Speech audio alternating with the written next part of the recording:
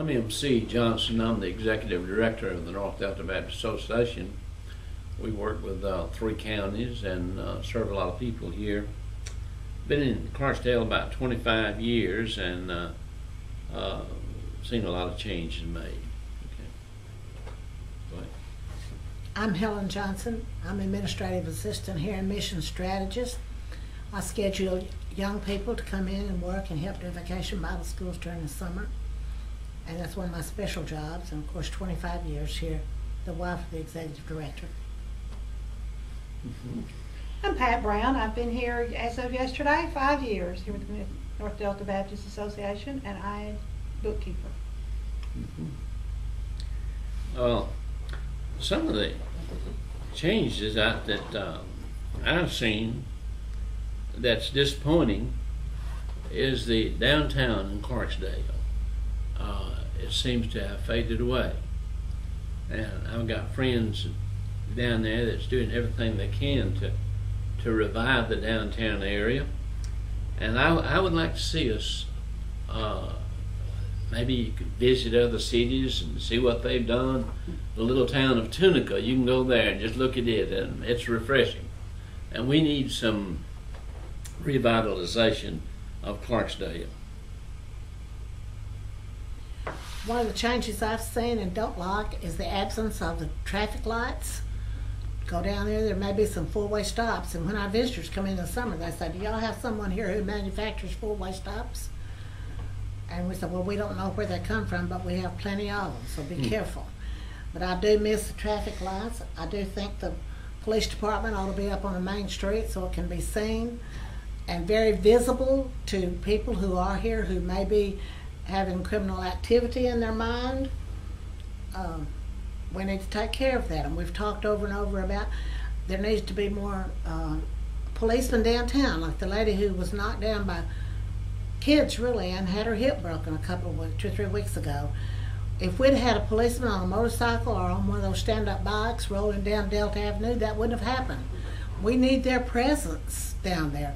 They talk to us about shopping in Clarksdale. How can you shop in Clarksdale when you're afraid or you hear something like that goes on and know about it, and you don't want to do that? Of course, they had all those who were doctors who were robbed, but I'm not worried about robbery necessarily because I don't have a lot of money, but I do want to feel safe.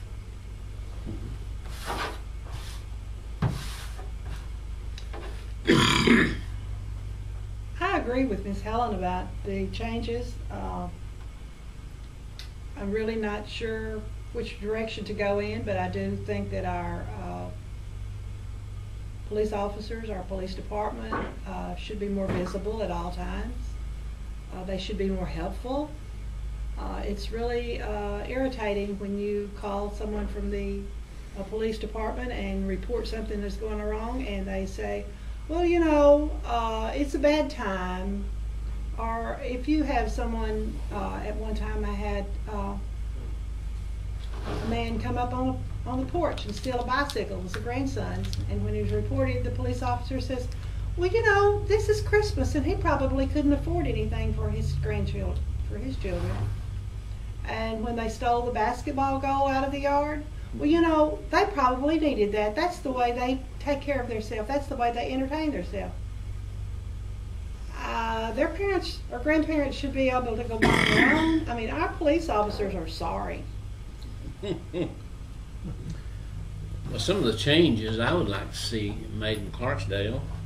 We talk a lot about working on a tight budget, and I hope the taxes are not raised, but you know, I can see how you could cut your gasoline almost in half by using motorcycle cops or using something like that, and that would give them faster, more visibility as they patrol around, but from the economic issue alone, I think a lot of the money that would be saved. And also we need in Clarksdale, I think a some kind of a push, to get people back in the downtown area and get people to working together. And it seems like everyone's doing his own thing and going his own way. And I think that we just need more people working together, and it's going to take, I think, our total town coming together and saying, this is what we need to do. The last one.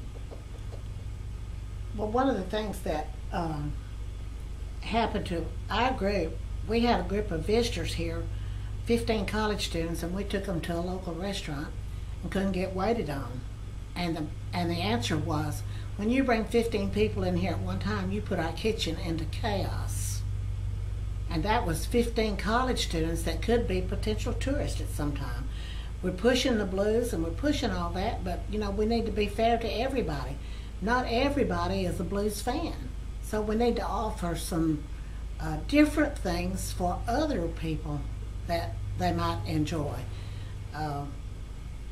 There could be, I know there could be a lot of things brought in here that we could, all of us participate in. And then there's some things that just for special people, special interest groups. So there are a lot of things you can do. And I think regarding our city, I mean, we have a lot of friends here. We've been here for a long, long time, but there's still, it's a lot of room for improvement. There needs to be some kind of improvement made or something done with the homeless shelter. In my opinion, whoever's been involved in that needs to turn it over to the Board of Supervisors, and they need to take it and appoint a new committee to begin work on that and to do something constructive to get these people off the street. I hate to see somebody out there pushing a buggy and thinking they're probably going to sleep on the street tonight. That's a serious issue in a lot of places, but we need to take care of it. There may not be that many homeless people here, but we need to take care of them. We need to have a place where they can go. Also, we need to have some kind of system set up to help these people with their high utility bills. One thing we cannot do here, we do not have the money to pay utility bills. But there's not a week that goes by that at least a half a dozen people don't call us and say, we need help with our utility bills. And maybe they need some counseling. Maybe the utility company needs to set up a counselor to go into the homes of these people and tell them how they can utilize their utilities, how they can cut down on them, and ways they can conserve. But there needs to be something done to help these people learn how they can better operate their homes, say, especially these utility bills. But that's I know the gas company says send some extra money to Jackson, but I understand that that is administered only in Jackson, and I've never heard of any of it being sent back up here. So, you know, we have people who help. Another thing that I think would just be a tremendous, of tremendous value is having a youth center of some kind here to get these kids off of the street. You know, you can't tell a kid to quit something without giving him something else. And no, stay away from drugs, but give him something to do to keep him away from drugs. And we need a youth center here in the worst way. I tell you, any day you want to, Sunday included, you can go up through this area and you can find children in the streets playing. And we talk about the crime, and we need something to substitute in their lives to keep them off of the streets and out of crime. And some of that could be done by the school system, after school projects that they could be involved with. Using that gym, you know, use that, and churches could be involved as well. I think we all agree with that. The kids don't have enough to do. That's right. They don't have enough to entertain them, enough to make them busy. I really don't know the answer, other than the fact, I mean, you know, it's kind of irritating, upsetting, whatever adjective you want to use, but you're driving down the street and there's 10 children playing. They don't get out of the street. You go around them on the wrong side, or they're just walking down the street laughing at you because you're coming toward them, and You go around them. They don't move over. I mean, they need something, I guess, to be responsible Fill the void for them. in their life. Yeah, to fill that. You know, we all grew up on farms. I mean, we didn't know what it was to go to town and walk down the street. I feel compassion for them because they don't have anything to keep them occupied. Mm-hmm. Say when, my brother.